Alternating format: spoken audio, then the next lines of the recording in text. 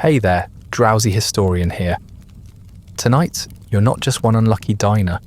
You're every poor soul who's ever stared into a greasy wooden bowl and wondered whether it was meant to smell like that. You're a peasant gnawing on bread that could chip a tooth. A noble choking down swan stuffed with goose, stuffed with pigeon, stuffed with God knows what. A tavern drunk slurping soup that may or may not contain yesterday's rat. In Tudor England, food isn't comfort. It's punishment you're expected to thank someone for. And if it doesn't kill you outright, it'll make sure your intestines remember it forever. So before you take another bite of whatever snack you thought was a good idea, before clicking this video, leave a comment telling me where you're listening from and what time it is for you. I like knowing who's out there, quietly horrified with me. And if you'd like early access to more questionable history, there's a link to the Patreon in the description.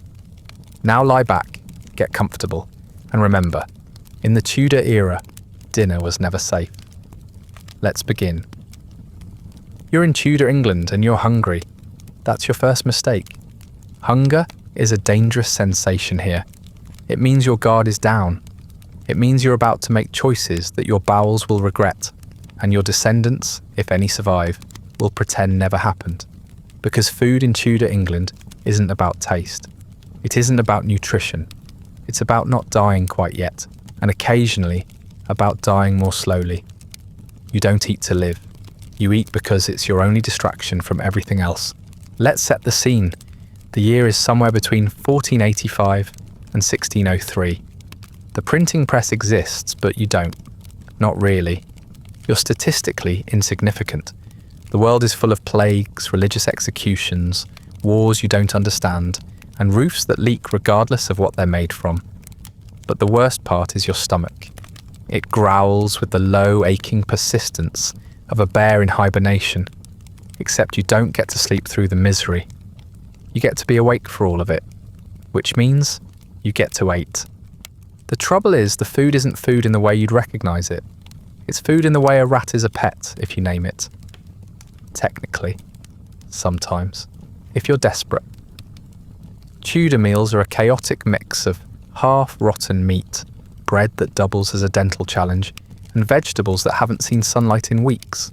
Nothing is fresh unless you grow it yourself, and if you're lucky enough to have land to grow anything, you're too tired to enjoy it. Most people eat what's available, which is to say, what hasn't yet crawled away on its own. Preservation techniques are primitive, and expiration dates are just vague guesses that end in vomiting. Meat is salted or smoked, but not always well. Fish is dried or pickled, and sometimes both, because why not ruin it twice?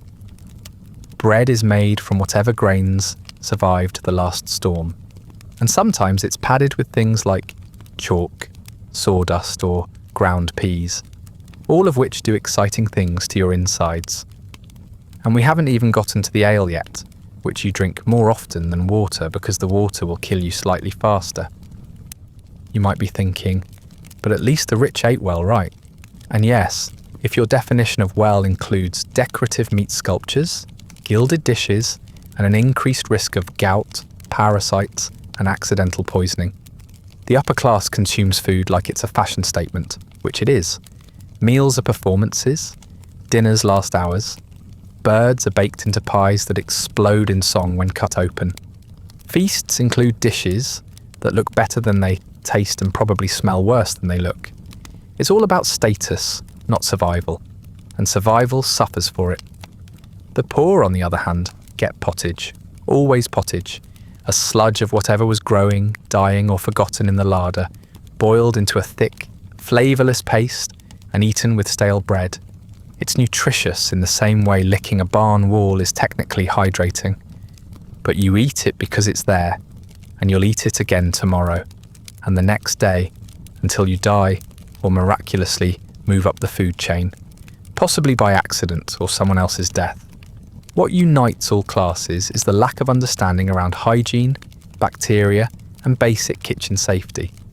Kitchens are smoky, chaotic, and filled with meat hanging in various states of decomposition.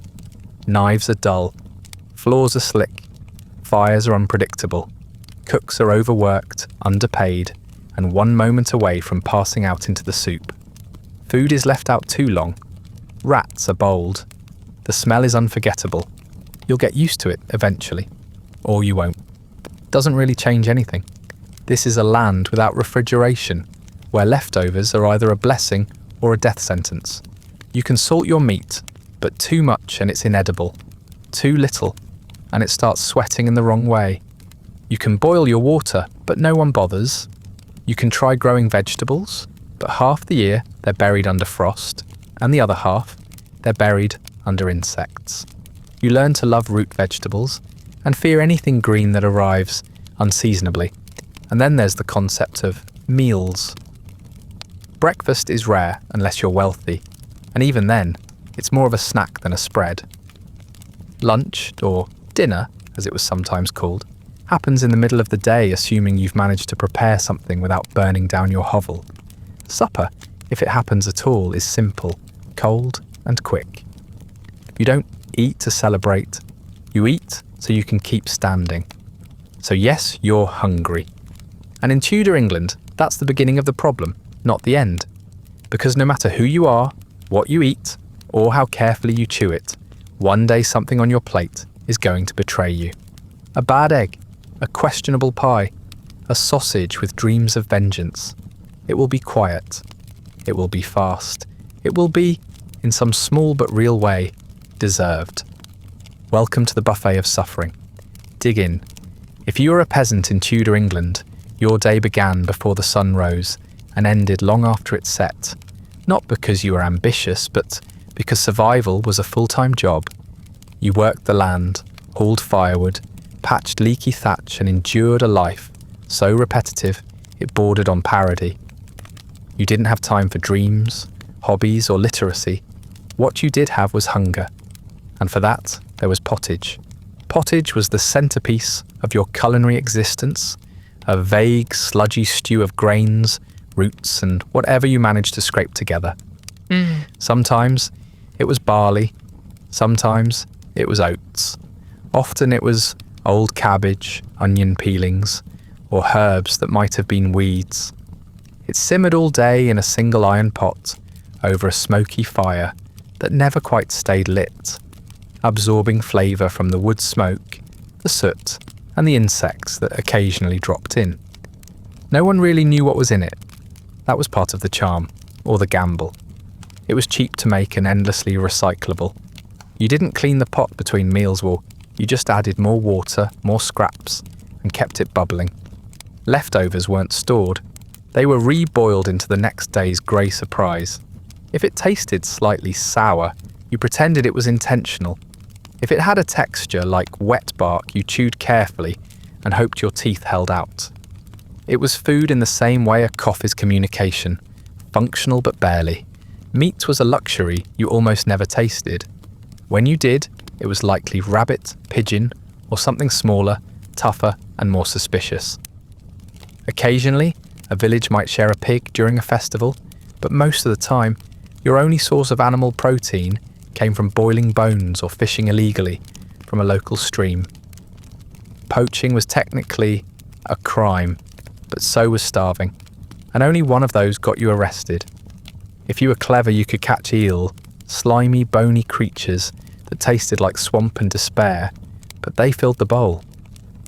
Bread was your other staple, though calling it bread is generous. It was dense, heavy, and rough enough to be used as a tool. In fact, sometimes it was.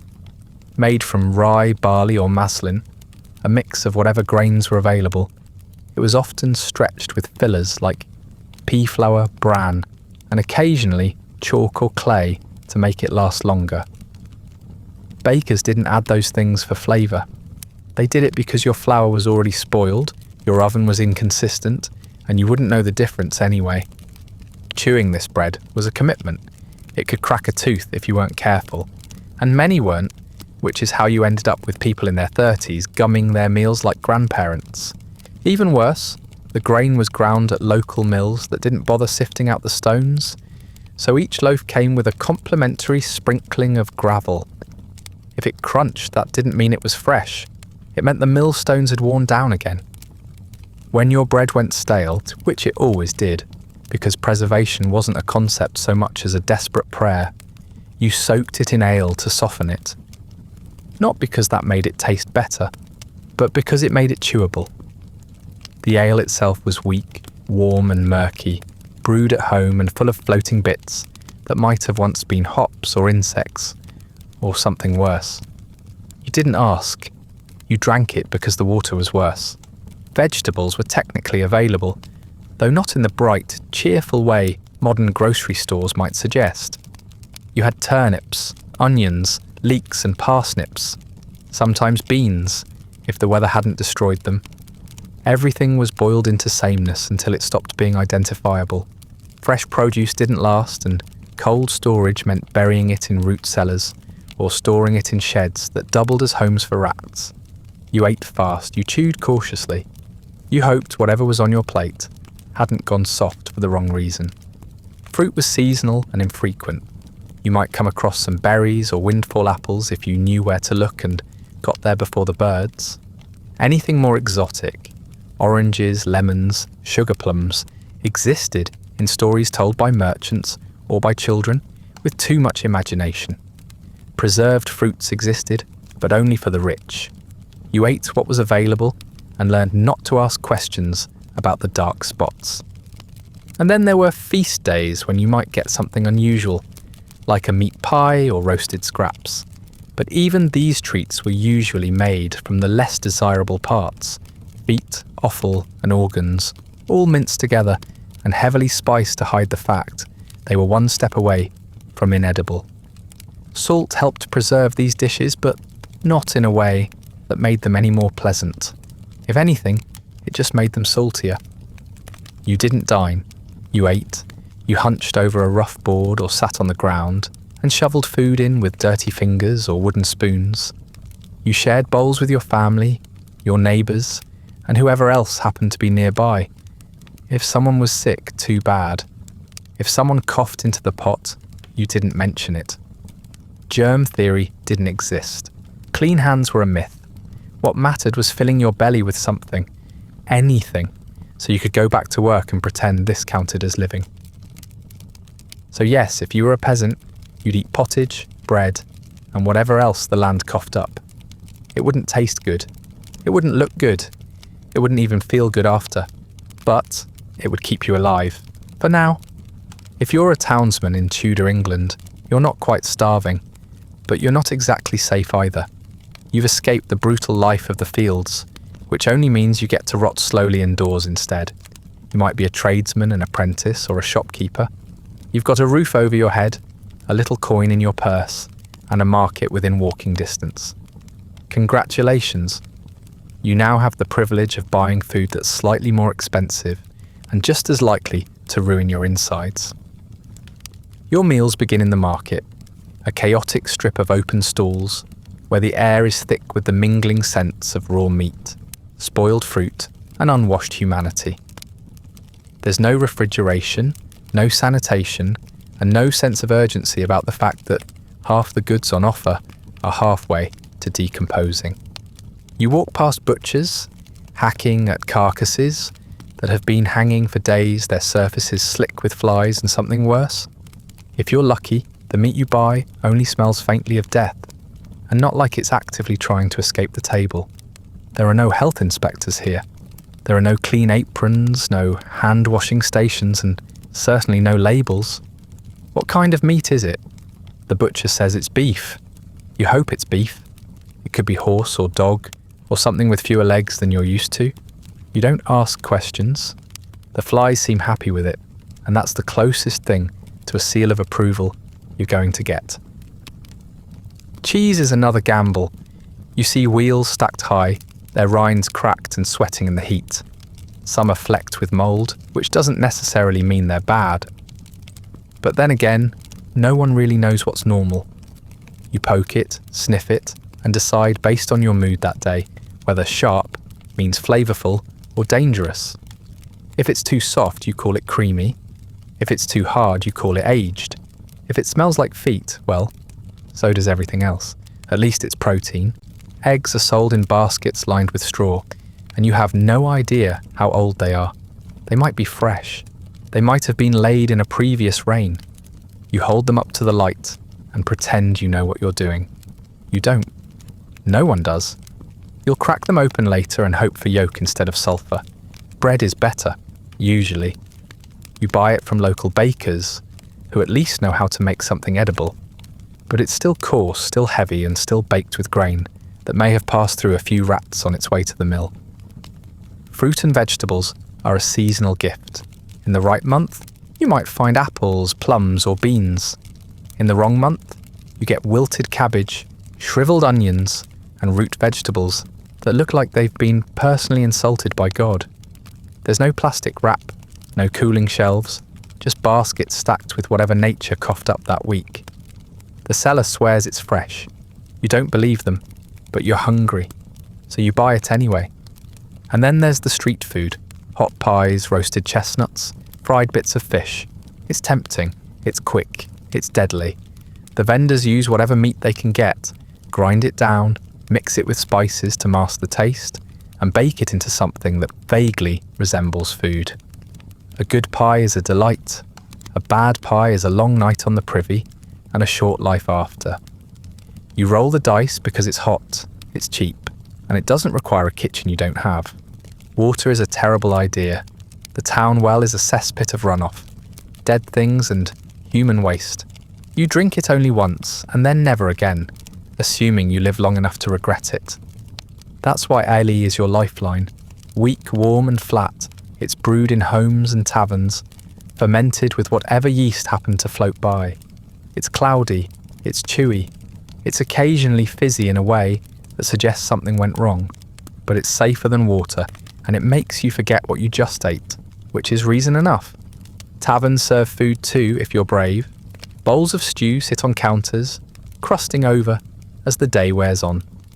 You eat them with wooden spoons, tearing chunks of bread to soak up the grease. You try not to think about how many mouths have been in that bowl before you. Plates are wiped with cloth not washed. The cook handles coins, meat, and rats with the same hands. You eat fast and hope the ale kills whatever's growing inside you. In theory, as a townsman, you have more choice than a peasant. In practice, your choices just come with different risks. You can afford a little more variety, a little more spice, a little more chance of dying creatively. You might even indulge in luxuries like pepper, cinnamon, or imported raisins, assuming they haven't been cut with ash, sand, or beetle parts to stretch the merchant's profits. Spice merchants are known liars. You believe them anyway, because what else are you going to do? Eat another bowl of grey. So you buy what you can, eat what you dare, and drink enough ale to forget the rest. You tell yourself, it's better than starving. And maybe it is, until it isn't.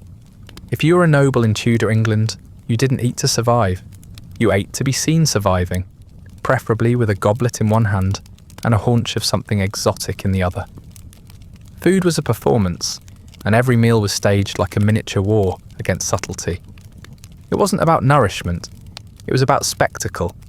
Elaborate dishes, exotic ingredients, and hours of chewing your way through animals that, frankly, never asked for this. And if the parasites didn't get you, the social pressure might. Your meals took place in great halls, cavernous echoing rooms where the fire never quite kept out the cold, and everything smelled faintly of meat grease and candle smoke. Tables were covered in heavy cloth, and courses arrived in waves. Not 2 or 3 courses, but 10, sometimes 20. Your cooks didn't just roast a bird, they moulded it into something else entirely. A swan stuffed with a goose, stuffed with a chicken, stuffed with regret. A pie shaped like a castle. A pig's head served upright and smiling, as if it had no hard feelings. The more grotesque, the better. You ate animals that weren't even legal for the lower classes to touch. Venison, boar, peacock, heron. Birds were roasted whole and presented with their feathers reattached, their heads lacquered and painted to look lifelike, so you could feel like a real hunter while carving into something that had been dead for days. Peacock, for instance, looked impressive, but tasted like dry upholstery. It was more about showing you could afford waste. Taste didn't factor into the equation. The food was heavily spiced not because you had refined palates, but because it was going bad. Spices like cinnamon, cloves, ginger and pepper were expensive, imported, and widely used to disguise the flavour of meat that had turned questionable somewhere around last Thursday. If something smelled a little off, you simply added more saffron. If it felt slimy, a good crust of pastry could hide that. You weren't eating freshness. You were eating money and praying it wouldn't kill you too quickly. There were fish courses too, especially on religious fast days when meat was forbidden. But you didn't just eat fish, you ate fish that had travelled for days without ice, coated in layers of salt, so thick you had to soak it in ale just to get a fork through it. You might have eel, lamprey or sturgeon, all of which arrived with bones and oils, and secret horrors tucked inside. The smell of preserved fish could clear a room. You didn't clear the room. You served it with pride. Sugar was everywhere, especially in the later Tudor years, when it became fashionable to coat everything in it. Meat, vegetables, nuts. You had entire sculptures made of marzipan and candied fruits that were mostly wax and sugar and barely edible. Your teeth hated you. They ached constantly, blackened and rotting in your skull, even as you smiled for portraits. Dental hygiene was non-existent, and your breath could strip paint, but that was the price of sophistication. Drinks were slightly safer. You had wine imported from France or Spain, assuming your political alliances hadn't soured again. You had ale, of course, but also mead and spiced wines that tasted like they'd been filtered through a Christmas tree. Water was for animals and peasants. You drank what the court served, even if it had bits floating in it. A little mould, a little sediment. Nothing a strong stomach and lowered standards couldn't handle. Eating wasn't private. It was public. Your guests watched you. Your servants watched you. Sometimes, the food itself seemed to watch you, especially if it still had eyes. You were expected to eat politely, with a knife in your fingers, dabbing your mouth with linen and pretending not to notice that half the room was coughing up their last meal into a corner. Table manners were rigid, but sanitation was a suggestion. Dishes were reused without washing. Leftovers were scraped into pots and reboiled. The line between meal and compost was uncomfortably thin. And let's not forget the parasites. You didn't see them, but they were always there, living in the undercooked pork, nesting in the soft bits of liver, hiding in the crust of old pastry or the skin of poorly cleaned fish. You might have worms or tapeworms, or something new and exciting, yet to be named by medical science. You'd lose weight mysteriously, suffer from abdominal pain, and blame it on the humours. Then you'd eat again. Because what else were you going to do? At the top of the court, eating was almost a form of self-destruction. The more excessive the feast, the greater the risk. Monarchs died from infected abscesses, from rotting guts, from rich food sitting too long in poor stomachs. Gout was common, a painful swelling of the joints that signalled you'd made it in society by eating yourself halfway into a coffin. You limped from banquet to banquet, fingers wrapped in rings, knees swollen from meat. So yes, if you were a noble, you got the good stuff.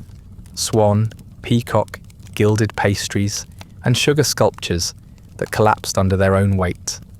You dined with gold utensils, drank from silver cups, and smiled through the pain of ulcers and indigestion. And if your liver failed or your intestines gave out, you did it with dignity, surrounded by candlelight and the warm stink of overcooked fowl, because that was the cost of status, and parasites were simply part of the meal. If you were a servant in Tudor England, food wasn't something you were served. It was something you scavenged. You lived in the margins of other people's meals, waiting in the wings of the great halls and smoky kitchens, watching platters go by and hoping enough came back with something still clinging to them. Your job was to prepare it, carry it, slice it, pour it, and clear it away. And only after the lords and ladies were done congratulating themselves for existing, only then, Were you allowed to eat whatever hadn't been claimed, chewed, or dropped on the floor? Your meals were a collection of leftovers. And not leftovers in the modern, polite sense. No, these were the scraps scraped off trenches, the half-sucked bones, and greasy fragments clinging to the corners of communal bowls. You didn't get your own plate. You didn't get a clean spoon. You didn't even get a seat half the time. You loitered near the kitchen door, waiting for someone to wave a hand at a tray of cooling meat or push a cracked pitcher your way with a nod that meant, "You may." You didn't ask what it was. You didn't ask who had touched it. If it didn't smell rotten and it wasn't moving, it was yours. Most of your meals came from what was called the second table. This was where servants and lower staff gathered after the noble family had eaten, taking what remained from the feast and making the best of it. Sometimes there was plenty, if the nobles had filled up quickly, or if someone important had suddenly left early. Other times there was barely anything at all, just a few gnawed bones and clots of fat floating in lukewarm gravy. You filled your bowl with what you could and hoped no one else reached in first. The food itself had already suffered before it reached you. Meat was cooked beyond recognition, left out too long, and handled by too many hands. Trenchers, the stale, plate-shaped slabs of bread used as dishware, were soaked in grease and sauce. If you were lucky, you got to eat those too. They were cold, soggy, and often covered in fingerprints, but they were filling. Sometimes the lords gave them away as charity. Sometimes they were simply tossed to the dogs. You competed with both. Vegetables were rare, and when they appeared they were mostly boiled into colourless lumps. You might get carrots, leeks or turnips, soft from overcooking, and heavily salted to preserve them through the day. Flavour wasn't the goal, volume was. You ate what you could as fast as you could, because there was never a guarantee there'd be anything left tomorrow. And if the kitchen boys got there first, you might be left with nothing but dishwater and a story. Fat and grease were unavoidable. Everything was roasted, basted, fried in animal drippings, or soaked in butter-like substances that weren't always butter. By the time the food reached you, it was cold and congealed into a gelatinous sheen that stuck to your fingers and stained your tunic. You licked it off anyway. Wasting it would have been criminal, not officially, but in spirit. Calories were survival, and you couldn't afford to be choosy. On good days, someone might slip you a slice of pie or a bit of pudding. These were rare, and usually not given out of kindness. More often, they were bribes, rewards, or leftovers that no one else wanted. The pies were mostly crust and hard, overbaked, and filled with unidentifiable meat. The puddings were boiled sacks of flour, lard, and dried fruit, dense enough to double as a weapon. But they were sweet, and sweet meant luxury. Even if your teeth ached after, even if it sat in your gut like a stone, it was better than nothing. Water, as always, was off the table. You drank what was available: weak ale, small beer, or the dregs of someone else's wine. The cups were rarely clean, the liquid often flat and warm, but it was less likely to kill you than the well. If you were lucky, the ale was freshly brewed and not from a batch that had gone sour. If you weren't, you'd spend the next morning regretting every sip, but that was tomorrow's problem. Food theft was common and dangerous. You worked in the kitchens, which meant temptation was constant. A strip of bacon, a roasted turnip, a spoonful of custard, anything that could be slipped into a sleeve or pocket. If caught, punishment ranged from a beating to dismissal, and in some cases, public humiliation. But hunger didn't care about rules. Hunger made thieves of everyone eventually. You didn't complain, you didn't protest, you ate what you were given or what you could sneak, and you learned to be grateful for it. Not publicly, of course. Gratitude wasn't something you advertised, but deep down, when the food didn't make you ill, when the meat was still warm, or when someone important left half a roast untouched, those were good days. Not happy days, just less miserable ones. So no, you didn't get food, you got what was left of it. You got the cold, greasy, licked over remains of a world that didn't see you and didn't need to, but it kept you alive, which was more than most things did. And when the next feast came, you waited patiently by the kitchen door, bowl in hand, hoping this time the Lord didn't finish his dinner. If you've taken a vow of poverty in Tudor England, you probably didn't expect it to be quite so literal. You imagined a life of quiet reflection, sacred ritual, and perhaps a peaceful garden filled with herbs and birdsong.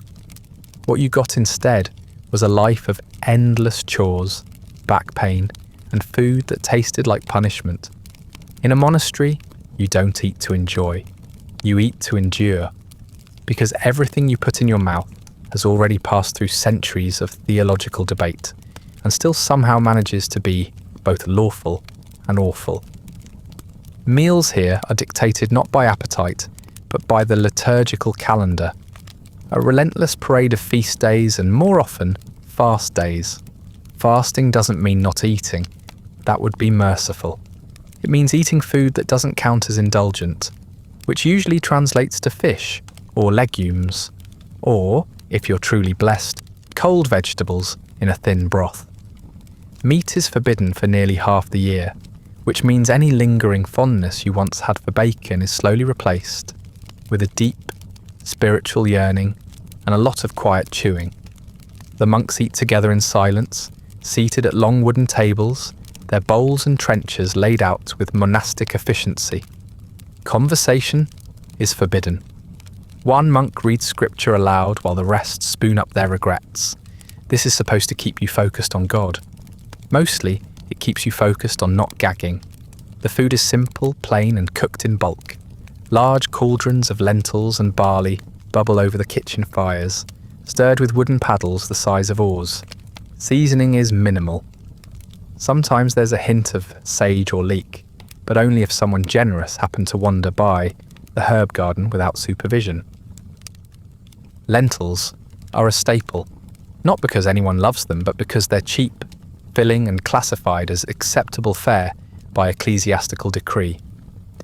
They're boiled until soft, then boiled some more, until their texture resembles wet ash and their flavour vanishes into the ether. Occasionally, they're mashed into patties and fried, poorly, into something called monk's meat, which sounds suspiciously optimistic. You chew, you swallow, you pray, and you do not ask questions. Bread is always present. It's coarse, brown, and dense enough to double as a doorstop. Made from rye or barley, it's cut into thick slabs and used to scoop up the porridge-like mess that occupies most bowls. On lucky days, you get a crust with a hint of chew. On less lucky days, it crumbles like sandstone. But it fills your belly and keeps your teeth busy. You thank God because that's your job now, and you eat in silence. Fish appears frequently, salted, dried, smoked, or pickled into submission. The monks follow the rule that meat from land animals is sinful, but fish having the decency to live in water is somehow exempt. This leads to some theological gymnastics and culinary monstrosities. Puffins, beavers, and even otters were sometimes classified as fish by particularly creative theologians, which means they occasionally appeared on the monastic menu, roasted or stewed and still not tasting any better for the effort. You pretend it's penance. It is. Vegetables round out the holy trinity of bland. Onions, leeks, cabbage, turnips, boiled within an inch of their lives and served without salt. Butter is technically allowed on some days, but it's often in short supply, and when it does appear, it's usually rancid. You spread it anyway. It's flavour, sort of.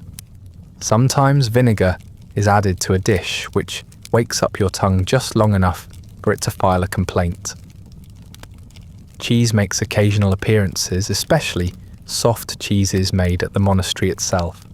They're tangy, dense, and often more palatable than anything else on the table. But cheese is a luxury and therefore rationed. You might get a slice once a week, maybe with some crusty bread and a bruised apple if the season's been kind.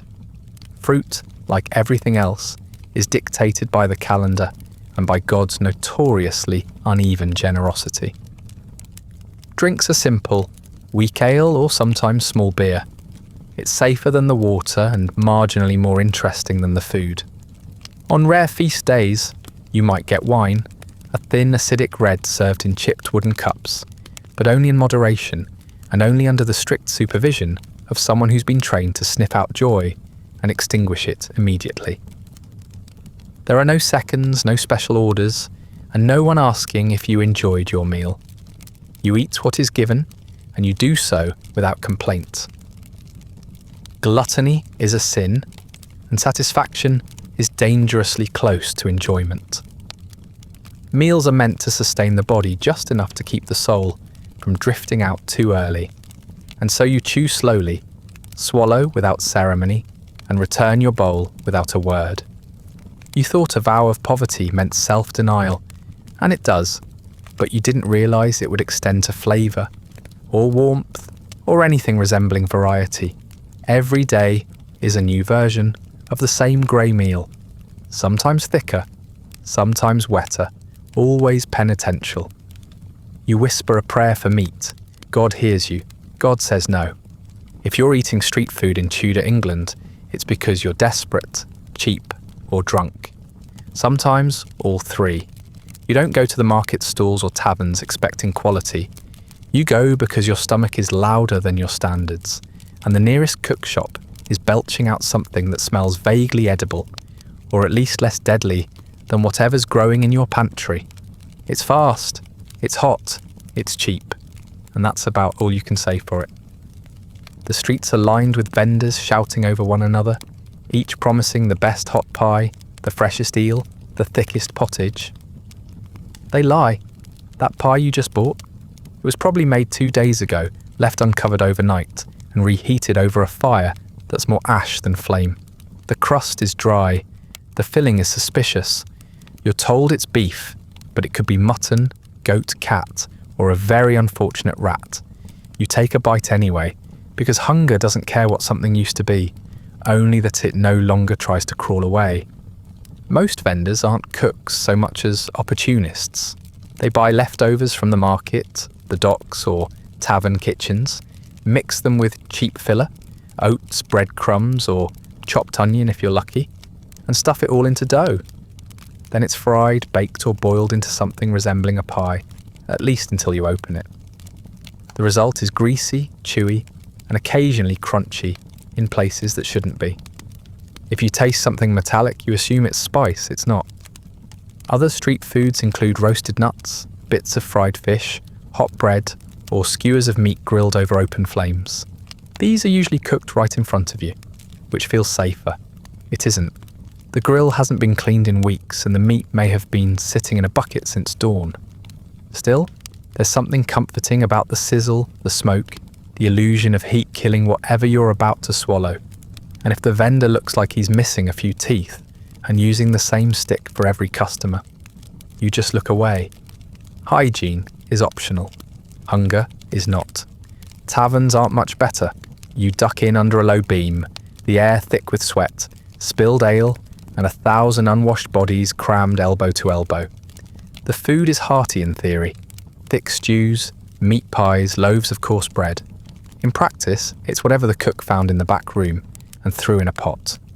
The stew is mostly turnips, the bread is stale, the meat is mostly bone, but it's warm and it comes in a bowl, and that's enough to keep you coming back. The stew is a permanent feature. No one knows when it was first made.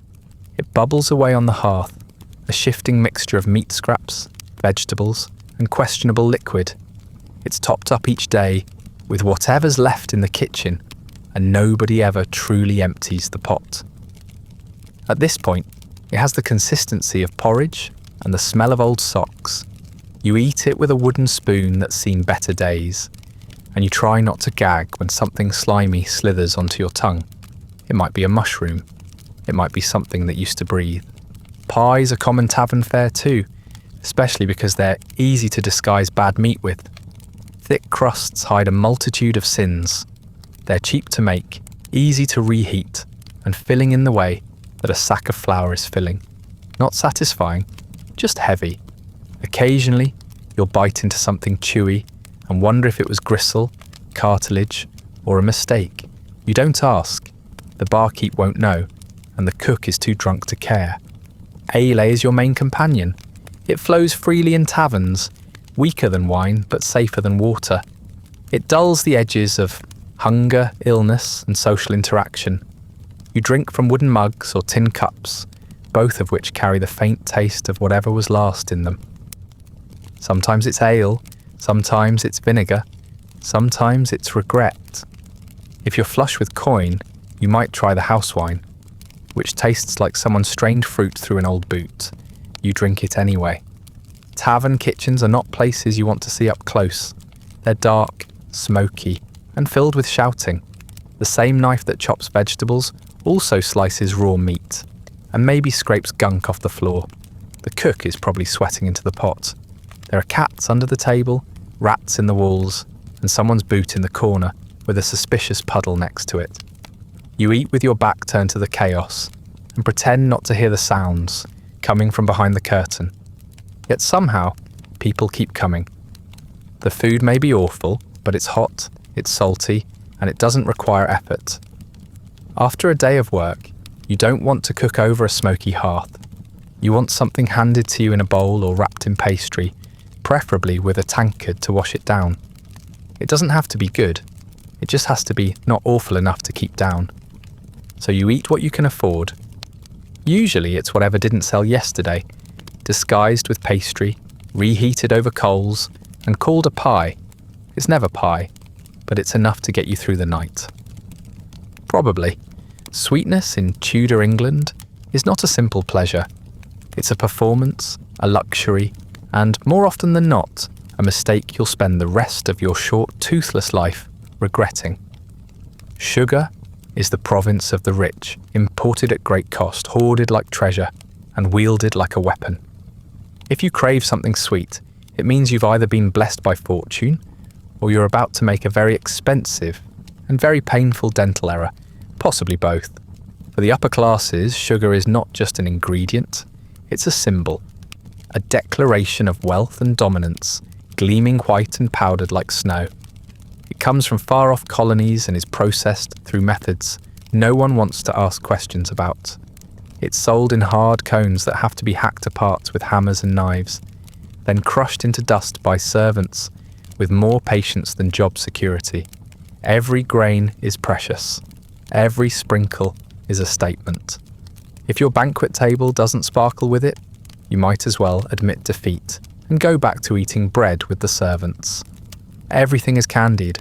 Fruits, flowers, herbs, seeds. Nothing is safe. Oranges are boiled in sugar syrup until they glisten like stained glass. Rose petals are crystallized into decorations that taste like perfume and regret. Even fennel seeds are coated and served as breath fresheners, though nothing in this era truly freshens breath. Sugar transforms the mundane into the excessive into the inedible. Marzipan is moulded into swans, castles, and human figures, then painted in bright, unnatural colours using ingredients that almost certainly contain something toxic. If it doesn't look like it belongs in a fairy tale, you're doing it wrong. Confections are everywhere at noble feasts. Subtleties, they're called. Elaborate sugar sculptures, meant to impress rather than nourish. You don't eat them so much as admire them and hope no one makes you taste one. The inside is often hollow or stuffed with some kind of spiced paste that once resembled almond. The outside is pure sugar and ambition, moulded into shapes so ornate they feel more like a threat than a dessert. A miniature chapel, a mythical beast, a bleeding heart. Nothing says wealth quite like carving a toothache into art. For the poor, sugar is a rumour. You might taste it once or twice a year. A dusting on a holiday cake, a boiled sweet bought from a travelling peddler, a rare spoonful stirred into ale when someone's sick. But you don't own it. You don't cook with it. You don't dream about it, because dreaming only makes it worse. Most of your sweet foods rely on dried fruit, honey if you're lucky, or the natural sugars in overripe apples. These are fleeting pleasures, and they always come at a price, often literal, sometimes gastrointestinal. The Tudors don't understand moderation. When they discover sugar, they don't just sprinkle it on top. They coat, layer, bake, boil, and drown everything in it. Sweet meats, sweet sauces, sweet breads, even sweet fish if someone's feeling bold. Meat pies are glazed with sugar. Roast fowl is served with quince jelly. A goose might come to table smothered in fruit syrup and decorated with sugar-dusted plums. It's less a meal and more a dessert wearing a disguise. You're expected to praise it. You're expected to eat it. You're expected to smile through the mounting toothache and pretend it's delicious. And then there's the medicine. Apothecaries believe sugar has healing properties, so it finds its way into tonics, powders, and lozenges that are supposed to cure everything from coughs to melancholy. These sugary concoctions are mixed with herbs, animal byproducts, and ground minerals that no modern doctor would recognise as remotely safe. Some contain opium, some contain mercury, a few contain powdered lead, which might explain why your noble neighbour keeps forgetting which fork is his. You drink it anyway, because it's sweet. Of course, all this indulgence has consequences. Dental hygiene is an afterthought at best. Toothbrushes are rare, toothpaste is non-existent, and dental surgery is more performance art than science. Your teeth blacken, rot, and fall out one by one. Gums swell, abscesses form. You smile with closed lips and pray you won't need to chew anything harder than pudding for the rest of your life. Some nobles even paint their teeth black to disguise the decay, as if pretending it's a fashion statement will make it hurt less. It doesn't. Children naturally love the sweets when they can get them.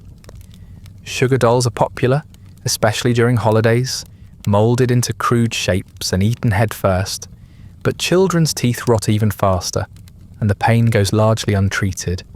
They cry, they bleed, they adapt. It's a cruel trade, a few seconds of sweetness for months of agony, and a lifetime of softened gruel. But it's a trade everyone seems willing to make, because for a few brief moments, sugar makes the misery taste like something else. So yes, you crave sweetness, and if you're rich, and still have enough teeth to appreciate it, the Tudors will oblige. They'll drown your food in sugar, coat your fruit in syrup, and send you to bed with a stomach full of artifice, and an ache in your jaw. If you're poor, you'll dream of it. If you're wise, you'll fear it. Because in Tudor England, even dessert is trying to kill you. Tudor kitchens are not places of elegance or refinement. They're not warm, inviting rooms filled with the pleasant clatter of pans and the soft hum of baking bread. They are loud, smoky, greasy dens of organised chaos, tucked behind manor houses or castles like some shameful secret no one wants to think about until the meat arrives. These kitchens aren't just unpleasant, they are hazardous, punishing, and somehow always just a few degrees short of being on fire. They are where the food comes from, and once you've seen one, you may never want to eat again. The heat is the first thing that hits you. It wraps around you like a wet blanket soaked in lard. Great hearths roar against stone walls, fires stoked constantly to roast, boil, bake, and blacken whatever poor beast is on the menu. The air is thick with smoke, steam, and the unmistakable scent of animal fat melting off the bone. If you breathe too deeply, you cough. If you don't breathe at all, you faint. And someone will probably step over you with a dripping haunch of mutton and shout at you for being in the way. Cooks bark orders like battlefield generals. Scullions scrub pots that are never truly clean, turning blackened iron in tubs of grey water that hasn't been changed in hours. Roasting spits are manned by turning boys, the young servants whose job is to crank the meat slowly over the flames, hour after hour, while being cooked themselves by the radiant heat. If they turn too slowly, the meat burns. If they stop entirely, they get smacked. It is the least enviable job in a room full of misery. There is no ventilation to speak of. Smoke drifts upward and clings to the beams, coating every surface in a fine layer of soot and old grease. The walls sweat. The floors are slick with drippings and spills, and more than one cook has gone down hard. taking a pot of boiling stew with them. Injuries are common. Burns, cuts and infections are part of the job. First aid consists of slapping something cold on it, swearing, and getting back to work before the roast catches fire. Everything is done in bulk. You don't cook a meal. You prepare a siege. Roasts hang from hooks. Birds are plucked in clouds of feathers, and massive pies are assembled with meat and pastry so thick you could patch a wall with it. Dough is rolled out on splintered wooden tables, and butchered animals lie side by side with vegetables in various stages of decomposition. Cross-contamination isn't just common, it's the foundation of the entire kitchen. Knives are dulled from use and rarely cleaned between tasks. The same blade might carve a goose, trim leeks, and gut a fish in rapid succession, wiped only on a dirty apron between each job. Cutting boards are a suggestion. Most food is prepared directly on tabletops that have seen years of action, stained with wine, blood, and whatever last week's sauce was made from. Rodents skitter in the corners, and no one bothers trying to stop them. A rat in the oven isn't a surprise amidst a scheduling inconvenience. Storage is barely functional. Meat hangs in cool rooms that are never truly cool. Fish is packed in salt until it resembles jerky with fins. Vegetables wilt in baskets until someone remembers them. Bread is stacked, not wrapped, and gathers dust faster than it goes stale.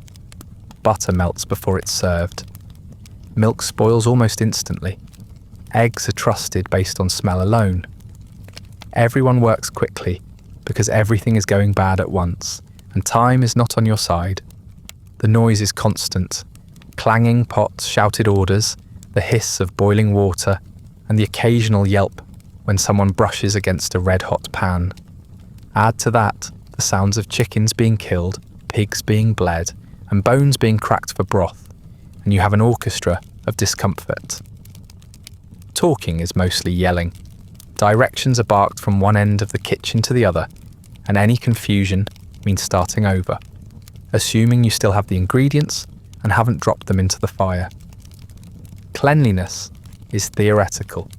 After a long day of cooking, the floors are scraped, not washed. The tables are wiped, not scrubbed. Tools are rinsed in buckets of grey water and left to dry in smoky air that smells like last month's stew. Flies are ever present, bold and indifferent to shouting. The idea of sanitary cooking would make the staff laugh, if they had the time or energy to laugh. They don't. There's always more food to make and never enough hands to make it. And yet somehow, this chaos produces feasts. Plates emerge, dishes are served, and nobles sit down to meals that look, from a safe distance, perfectly composed. But if you knew what it took to get that roast peacock onto the table, you might think twice. Because behind every Tudor banquet lies a kitchen full of smoke, sweat, and the quiet possibility that what you're eating was dropped, stepped on, or shared with a rat named Godfrey who lives behind the flour sacks. So welcome to the Tudor kitchen. It's not elegant, it's not safe, but it's where the food comes from. And if you survive your time here, you might just lose your appetite permanently, which is probably the healthiest outcome available. In Tudor England, food doesn't stay fresh. It turns, it spoils, it grows things. There's no refrigeration, no freezers, and no gentle hum of a cold box keeping the milk from turning to cheese. Preservation isn't a matter of convenience, it's a matter of survival. If you want to eat next week, you need to do something horrific to your food today. And so, you salt it, you smoke it, you dry it, you pickle it, and you pray it doesn't try to kill you when it comes back out of storage. Salt is your best friend and your worst mistake. It's the primary preservative, used in horrifying amounts to draw the moisture out of meat and fish, rendering them more or less immune to the passage of time, or at least too dry to attract flies. The result is a slab of animal product that could bounce if dropped and chew like salted leather. It's not juicy, it's not tender, it's survival-grade protein, and if you want to eat it, you soak it for hours, or boil it until it gives up. Sometimes it doesn't. The barrels used for salting are only as clean as the last thing they stored. Sometimes that was fish. Sometimes it was pork. Sometimes it was failure. They sit in the corner of kitchens and storerooms, brine sloshing ominously as you dig through greyish chunks of meat that have been pickling in their own sadness for weeks. The smell is somewhere between seawater and despair, and if you're lucky, you can cook the salt out before it cooks you from the inside. If not, you'll find out the hard way how much is too much. Smoke is your next line of defence. Smoking meat not only preserves it, but gives it a flavour that Tudor folk consider rich and savoury, though to a modern nose, it's closer to barn fire meets bacon. Smokehouses are simple, usually small wooden or stone buildings, with racks for hanging meat and a constant smouldering fire below. The process takes days. The smell never leaves your clothes, and if the fire goes out at the wrong time, you're left with half-preserved meat that looks done but isn't. That's how you get food poisoning, and blame it on God. Drying is another popular method, especially for fruit, herbs, and thin cuts of meat. You slice it thin, leave it in the sun, or hang it near the hearth, and hope the weather cooperates. In a damp climate, that's a losing battle. Mould is always ready to move in, turning your once useful dried apples into soft, fuzzy death snacks. Dried fish is a staple in many diets, but it's notoriously hard to chew and smells like regret. It lasts a long time, yes, but so does the aftertaste. Pickling helps too if you can afford the vinegar. Root vegetables and fruits are soaked in brine or acidic liquid until they lose all resemblance to their original flavour and texture. You eat them anyway, because it's winter and you haven't seen a fresh vegetable in 3 months. The jars are sealed, stacked in cellars, and only opened when absolutely necessary, which is usually around January, when the larder starts echoing and the rats look nervous. The pickled turnips taste like acid and sadness, but they won't kill you.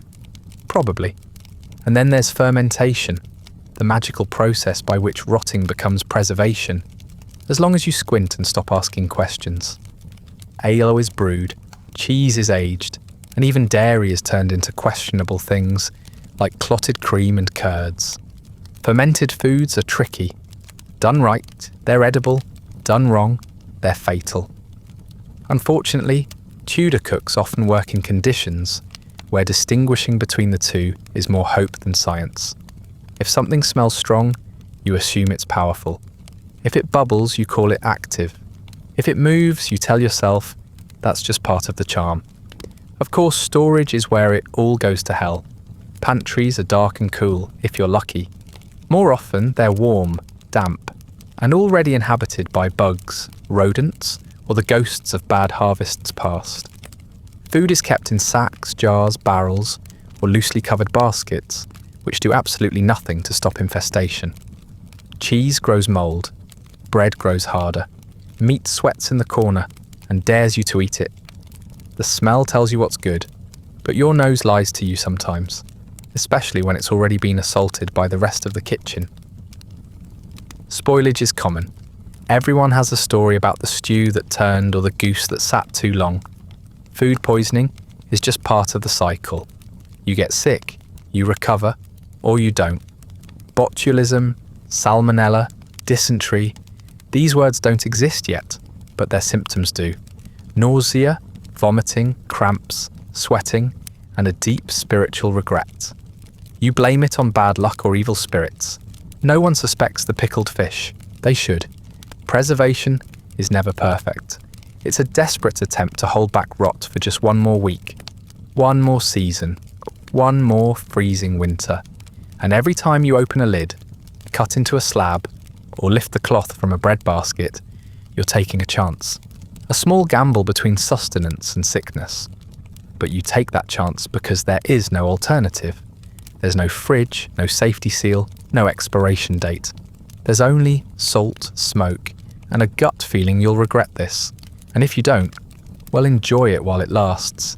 If you're dining in Tudor England, don't expect privacy, sanitation, or silverware. Meals are communal by design and unsanitary by default. The concept of personal space hasn't been invented yet, and no one's particularly concerned with who last touched the spoon, the bowl, or the crust of bread, now smeared with grease and mystery. Dining etiquette is very real, but it's not about cleanliness. It's about status, performance, and the illusion of civility, held together by custom and denial. You eat with your hands, you share everything, and you pretend that none of this is disgusting. There are knives on the table, but they're mostly for cutting and threatening, not for eating. You're expected to bring your own. It's a symbol of preparedness, not utility.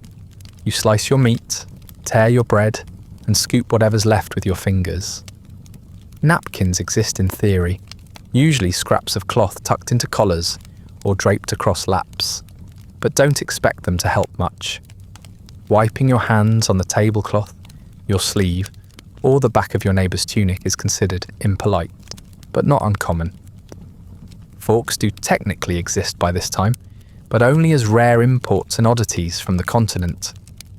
In England, they're seen as fussy, foreign, and deeply suspicious. Real Tudors eat with their fingers. Anything else is considered an affectation, or worse, an insult to tradition. Using a fork might mark you as a pretentious outsider or an overly delicate noble with something to prove. So instead, you dip your fingers into the communal bowl and pretend that this is how food is meant to be enjoyed. Speaking of bowls, you don't get your own. You share, often with one or two other people, depending on the size of the table and the size of the meal. Everyone dips in with fingers, knives, or hunks of bread, used as edible spoons.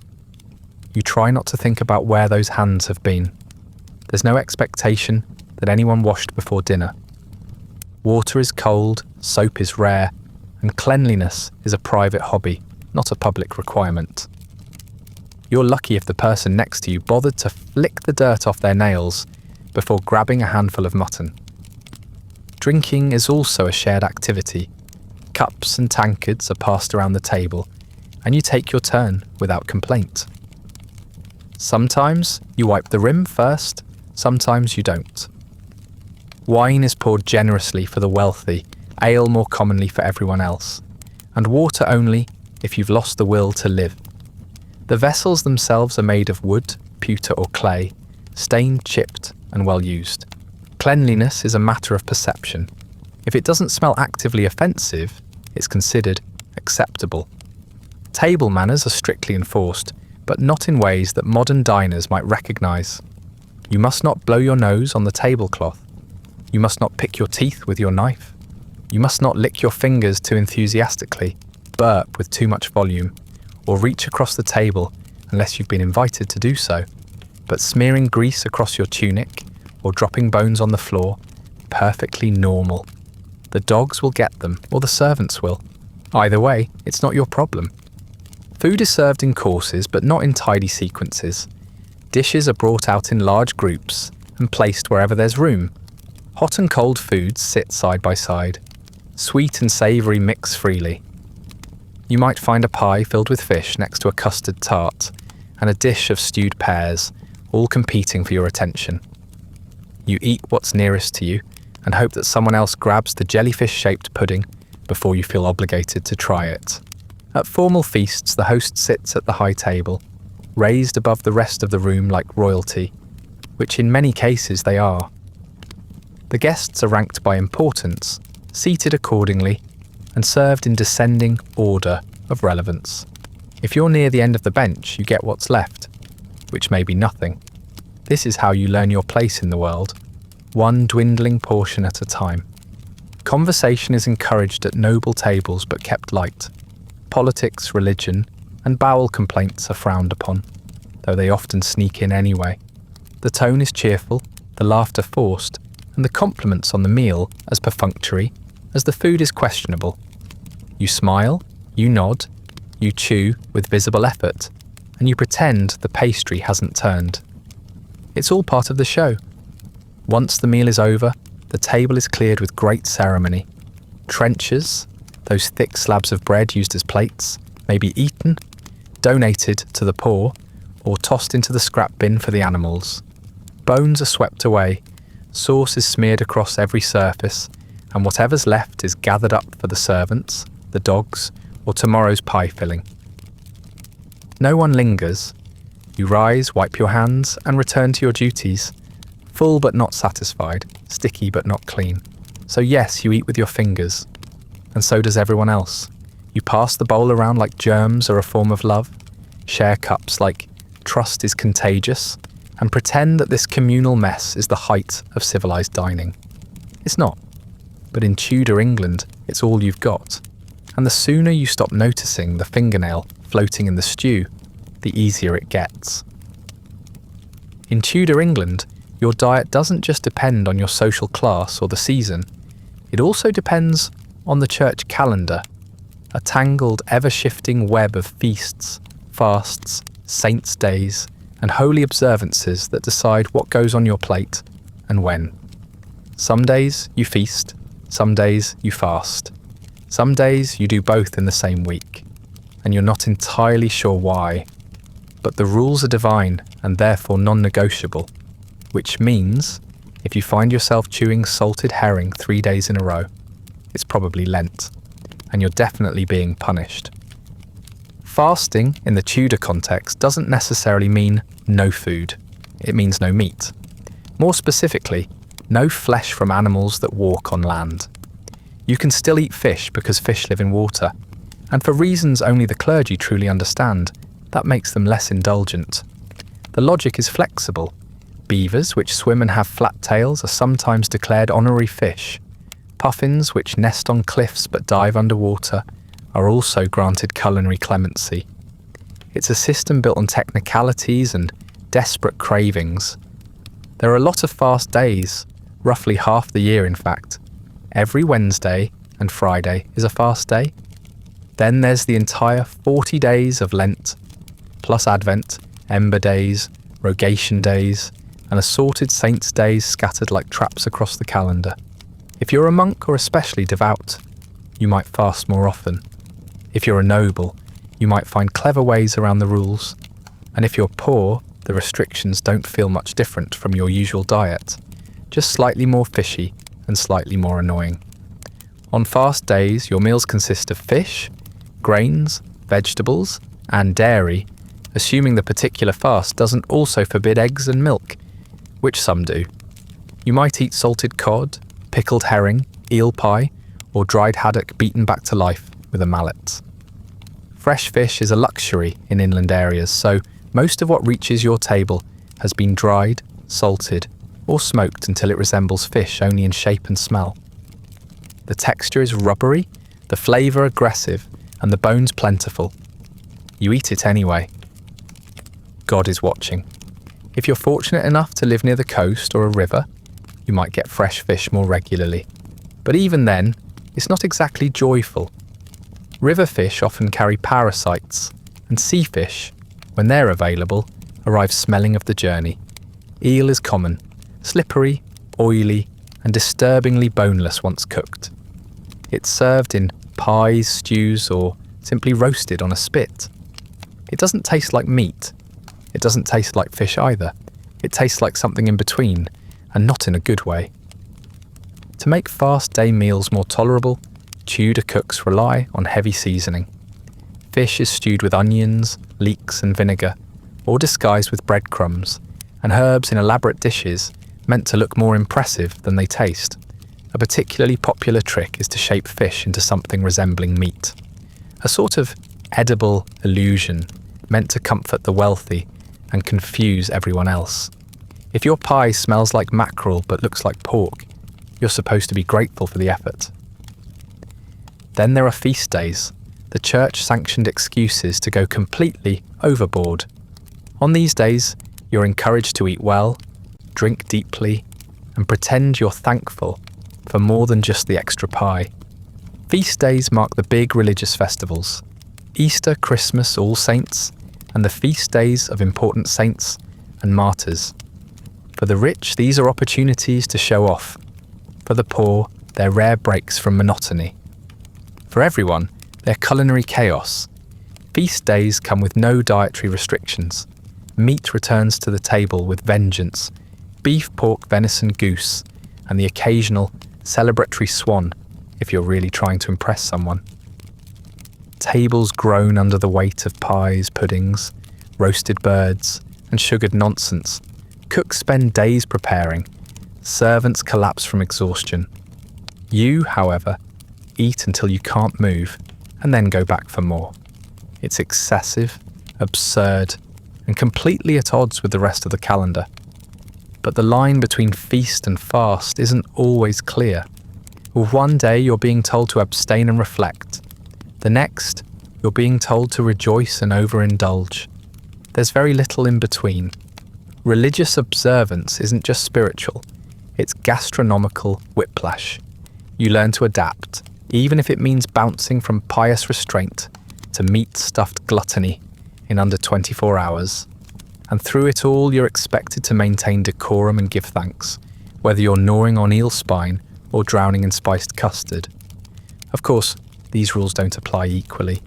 Nobles bend them, monks endure them, peasants mostly ignore them, because their meals are so meagre that meat is a rarity regardless of the calendar. You eat what you can when you can, and call it holy if someone asks, but the church takes it seriously, and so you keep up the appearance. You nod along to sermons about self-denial, while quietly hoping someone drops a wheel of cheese on the way back from the larder. So yes, some days you eat, some days you don't. Some days you pretend fish is meat, and meat is fish, and no one looks too closely. The Lord works in mysterious ways, but the kitchen works in even stranger ones. And if your soul is purified by chewing salted trout for 40 days straight, you try not to think about whether that was really the plan all along. Dining at the royal court in Tudor England isn't about hunger, it's about power. Food is no longer just sustenance or even spectacle, it's strategy. Every bite is loaded with meaning. You don't just eat, you perform, you flatter, you maneuver. Every dish that arrives at the table carries weight, not just in calories but in implications. To eat with the king is to enter a battlefield of etiquette, excess, and political survival. And the cost, quite often, is your dignity, your digestion, and eventually your life expectancy. Meals at court are massive, multi-course affairs that exist more to dazzle than to nourish. The tables stretch the length of great halls, lined with golden plates, goblets of imported wine, and ornate serving dishes that would be more at home in a church reliquary than a kitchen. Food arrives in waves, not 3 courses, but sometimes 10 or more, each one more absurd than the last. Roast peacock with its feathers reattached and painted gold. Meat pies shaped like mythical beasts. Entire animals stuffed with other animals like culinary nesting dolls. The goal isn't just to feed you, it's to overwhelm you, to bury you under gravy and symbolism until you've forgotten your own name. The king eats at a raised dais, elevated above the rest, surrounded by nobles and courtiers whose sole purpose is to be seen. Seating is strictly arranged according to rank and favour. The closer you are to the king, the more you matter. The farther away you sit, the closer you are to obscurity. And if you find yourself banished to a side table or, worse, the back of the hall, you might as well start packing. Your influence is already slipping. But proximity comes at a price. The king watches everything. He sees what you eat, how much you eat, and with whom you share your trenches. He notices if you turn up your nose at a dish he favours, or if you reach too eagerly for a delicacy that wasn't meant for you. Court dining is a constant test of self-control and self-presentation. Every crumb is political. Every sip is measured. One wrong move, one spilled goblet, one grimace at an undercooked swan, and you're on your way out, either figuratively or literally. The dishes themselves are often elaborate to the point of absurdity. Sweet and savoury are mixed with reckless abandon. A meat pie might be filled with apples and cinnamon. A custard might hide anchovies. The cooks are under pressure to innovate, to impress, and to outdo every previous feast. This leads to combinations that boggle the mind and trouble the stomach. Spices are used in extravagant quantities: saffron, ginger, cinnamon, cloves, not because they enhance the flavour, but because they demonstrate wealth. If it costs a fortune and makes someone gag, it's considered a success. Presentation is everything. Dishes are adorned with gold leaf, sculpted sugar, and entire branches of herbs. Some meals are brought in accompanied by music, or revealed with theatrical flair as covers are lifted from steaming platters. There's no refrigeration, so timing is key. The meat must arrive hot, the pies intact, the roasted beasts still glistening. Behind the scenes, the kitchens descend into chaos trying to keep the pageantry on schedule. And through it all, the diners smile, nod, and pretend the eel-stuffed partridge is exactly what they were hoping for. Wine flows freely, imported from France, Spain, or wherever the current political alliance lies. It's strong, often spiced, and consumed in dangerous quantities. Courtiers drink not just to enjoy, but to bond, to curry favour, or to forget that they're one ill-timed joke away from exile. Overindulgence is expected. Vomiting is tolerated. Passing out is frowned upon, unless the king finds it funny. There are rules, but they shift with the monarch's mood, and woe to the man who forgets that red wine goes in the cup on the right, or was it the left today? For the favoured, dining at court is a chance to shine. For the unlucky, it's a minefield. Poisoning is a constant concern. Tasters are employed, food is tested, and silverware is scrutinised. But paranoia still reigns. Rumours swirl about rivals slipping powders into sauces, or bribing kitchen boys to switch dishes. Accidents happen. Stomachs turn. Fevers rise. And when someone collapses at the table, no one looks too surprised. It's part of the game. And yet the food keeps coming. Roasted stags, boar's heads, sugar sculptures, glazed fruit, rare cheeses, and every kind of poultry imaginable. Dessert is a parade of custards, fritters, marzipan, and moulded jellies that shimmer like stained glass. Even if you don't like it, you eat it. Even if you're full, you eat it. Because the king is watching. Because everyone is watching. And because in this hall, refusing food is more dangerous than eating it. So yes, at court, food is a weapon. It's used to impress, to manipulate, to assert dominance. You eat to prove your loyalty. You eat to prove your wealth. You eat until your gut aches and your liver complains. And when the feast ends, and the torches burn low, and the servants scrape the last of the custard from your untouched plate, you push back from the table, bloated and dizzy, and whisper a quiet prayer of thanks. Not for the food, but for surviving it. In Tudor England, you're not just eating food, you're eating risk. Every bite carries the possibility of illness, and most people accept this the same way they accept bad weather or royal executions, with quiet dread and absolutely no control. There are no health codes, no sanitization standards, and no understanding of bacteria. The concept of germs won't exist for centuries. What does exist is a constant churn of upset stomachs, unexplained fevers, and the growing suspicion that the goose you had yesterday is staging a rebellion from the inside. Food poisoning isn't rare, it's normal. Most people experience it regularly, often without knowing the cause. You eat something that smells a bit off, but it's been a long day, and the bread is already stale, so you smother the meat in mustard, chew faster, and hope for the best. Hours later, you're curled in bed with cramps and a bucket, but it's too late. You assume it's a punishment from God, a shift in the humours, or the result of bad air. The real reason, improper storage, undercooked meat, or cross-contamination, never even crosses your mind. Parasites are part of the culinary landscape. Everyone has them, rich or poor, young or old.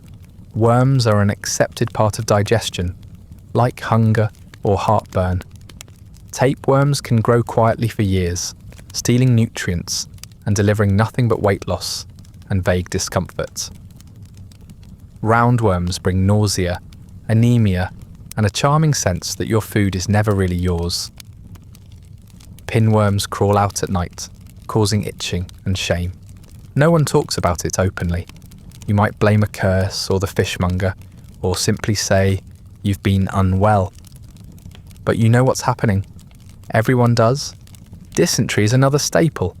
It spreads through contaminated water, unwashed hands, and the shared bowls and cups that define Tudor dining. It begins with cramps, then diarrhea, then dehydration. Sometimes you recover, sometimes you don't. The young and the old are especially vulnerable, but no one is truly safe. Public latrines are few, hand washing is rare, and waste disposal is more art than science. The cities reek, the countryside isn't much better, and every fly that lands on your dinner has likely just come from something it shouldn't. The noble classes are no safer. In fact, they might be worse off. Their kitchens are chaotic, their feasts excessive, and their ingredients more exotic, which means more opportunities for mishandling. A roast swan that's pink in the middle, a pastry filled with questionable pork, imported cheeses that have travelled too far in too warm a cart, even delicacies like oysters, if not fresh, can turn lethal. The more elaborate the meal, the greater the risk. And when sickness follows, the culprit is rarely identified. A taster might be blamed, or a servant dismissed, but the kitchen continues, and so does the danger. Vomiting is treated casually, especially after feasts. If someone excuses themselves mid-course, it might be due to overindulgence, nerves, or a sudden need to purge and return for dessert. Induced vomiting is even recommended by some medical texts as a way to rebalance the body. Leeches, laxatives, and herbal tonics are prescribed to cleanse the system, none of which help if the problem is a salmonella-laced stew or a mouldy loaf of bread that's taken on a second life. Botulism, though unnamed, lurks in preserved foods. Improperly salted meats, sealed pies, and pickled vegetables can all harbour deadly toxins that paralyse the body from within. One day, you're fine. The next, you're unable to speak, move, or breathe. The death is quiet, agonising, and often blamed on witches, sin, or fate. There's no antidote, no awareness of cause, and no way to prevent it other than sheer luck or avoidance of anything too ambitious in the pantry. Milk is another minefield. It spoils quickly, curdles often, and carries all sorts of lovely bacteria. Children drink it because they have no choice. Adults prefer ale, which is less likely to turn against them, though not entirely safe, depending on who brewed it and how clean the barrels were. Cheese is marginally more stable, but soft cheeses can still harbour illness, and hard cheeses occasionally come with extra protein in the form of maggots. You scrape them off and carry on. Symptoms of foodborne illness vary. You might suffer stomach pain, diarrhea, fever, chills, fatigue, vomiting, or all of the above. Some illnesses pass in a day, others linger for weeks. If you survive, you count yourself lucky. If you don't, no one performs an autopsy. Your death is chalked up to divine will, and the meat pie that killed you is served again the next day to someone with a stronger stomach. There's no immune system as we know it. There's only exposure, endurance, and the hope that your body has built up enough resistance to survive the next tainted meal. Children are constantly sick. The elderly die suddenly. Adults soldier through waves of fatigue and indigestion, assuming it's normal to feel like death after lunch. And it is, because in Tudor England, food might fill your belly, but it also rules your fate. So yes, worms, rot, dysentery, everyone has a parasite. No one talks about it until the vomiting starts. And even then, they pretend it's something else. It has to be, because if you truly thought about how dangerous every meal was, you'd stop eating altogether, and that, more than anything, would kill you. So now you know. This was Tudor cuisine, a strange and unrelenting parade of spoiled meat, suspicious pies, communal trenchers, and theological fasting rituals that somehow made you crave eel. A world where everything was either too salty, too sour, or not dead enough. Where a good meal meant not collapsing by the fire afterward, and a bad one meant praying through cramps while someone brought you vinegar and regret. It wasn't glamorous, it wasn't hearty, it was barely edible, and yet, somehow, everyone ate. Most of them survived. Some of them even called it dinner. There's a strange temptation to romanticize the past, to imagine Tudor feasts as candle-lit affairs, with golden goblets, roast boars, and merry laughter echoing through great halls. And yes, those existed, for a handful of people, on a handful of occasions, usually surrounded by servants who hadn't eaten since morning, and meat that had been dead for days. But behind the sparkle was smoke. Behind the pastry, swans were parasites. Behind every noble banquet was a kitchen that smelled like sweat, ash, and something curdling under a table. For the poor, the story was even worse. A life of porridge, bread hardened into a building material, and pottage that changed colour every day, but never texture. You didn't eat to enjoy. You ate because not eating was worse. There was no menu, no variety, no spice rack beyond salt and whatever you could scrape from the back of the garden. A good day meant chewing slowly.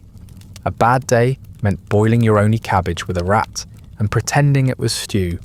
The middle classes, if you could call them that, fared slightly better. They had access to markets, but those markets teemed with flies and suspicion. Meat twitched, cheese sweated, fish glared up from salt piles with eyes that suggested vengeance. And when you bought a pie, you did so knowing it had secrets. Secrets you'd probably meet again around midnight, hunched over a bucket. Even the wealthy weren't immune. Their meals were elaborate, yes, but also absurd. Decorated to the point of danger, sugared until their teeth fell out, and drenched in wine that could strip paint. Every bite was a message, every course a performance, and half the time, no one could taste anything through the cloves and fear. They ate to impress. They ate to show off. They ate themselves into gout, into gluttony, into the grave. Religion didn't help. If anything, it made things worse. Fasting days turned meals into puzzles. Meat was out. Fish was in. Unless the fish had feathers. Unless the meat swam. Unless you found a clever monk with an argument about otters. The church calendar was a minefield of not today, and only if it's pickled, forcing people to plan their diets around divine mood swings and theological loopholes, and all of this while trying not to starve. The preservation methods were terrifying. Salted meats that could outlive you, pickled vegetables with a fizz, fish so dried it could be used as a roof tile. You didn't refrigerate, you gambled. Every bite of yesterday's leftovers was a whispered prayer to Saint Botulism, patron of questionable stew. The idea of freshness was laughable. Food that didn't smell like death was probably still moving. Dining itself was chaotic. Shared bowls, greasy fingers, and a complete lack of forks. Etiquette mattered, but hygiene didn't. You sat elbow to elbow with people who hadn't bathed since Easter, passing cups that had been in more mouths than you could count, and pretending it was civilized. And the worst part? It was civilized, at least by the standards of the day. You wiped your hands on your tunic, belched behind your hand, and hoped the bread wasn't hiding gravel. Illness followed. Always. Worms, fevers, vomiting, mysterious collapses. Everyone had parasites. Everyone had stories. A meal might nourish you, or it might be your final act. Food was both comfort and threat, something you needed, feared, and occasionally regretted halfway through chewing. And when you got sick, you didn't blame the duck that smelled like old shoes. You blamed the wind, or sin, or your neighbour's bad humours. So here we are, at the end of the meal, stomach churning, a little wiser and a lot less hungry. You've seen the full Tudor menu, from greasy pottage to sugar-sculpted nightmares. You've smelled the kitchens, tasted the ale, chewed the gristle, and shared a spoon with someone who definitely didn't wash their hands. And through it all, you've survived, which is more than most could say back then. Let's not pretend it was charming. Let's not call it rustic or quaint or any of the other words people like to slap on misery when it's far enough in the past. Tudor food wasn't some lost art. It was a daily struggle, a series of compromises between decay and desperation, between what you had and what you couldn't afford to throw away. It was survival with a sprig of sage. If you're still awake, stomach intact, and trust in humanity only mildly shaken, thank you for joining me at the table. If you'd like early access to more softly narrated historical misery, you'll find the Patreon link in the description. Feel free to like, subscribe, and leave a comment about which dish finally broke you. The pickled eel, the sugar-covered pork, or just the communal bowl with 5 unwashed fingers in it. And if you're listening on a podcast platform, leaving a rating or review is the best way to help others find their way to the feast. Sleep well.